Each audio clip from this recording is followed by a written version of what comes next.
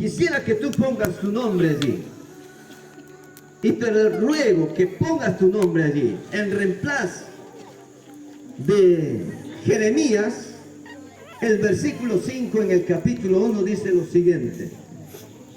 Si usted puede, o alguien tiene, por favor, si puede leerlo, me puede ayudar y la cosa va a ser más fácil. ¿Ok? ¿Alguien lo tiene, por favor? Jeremías 1.5, para que no piense que solamente en mi Biblia puede estar.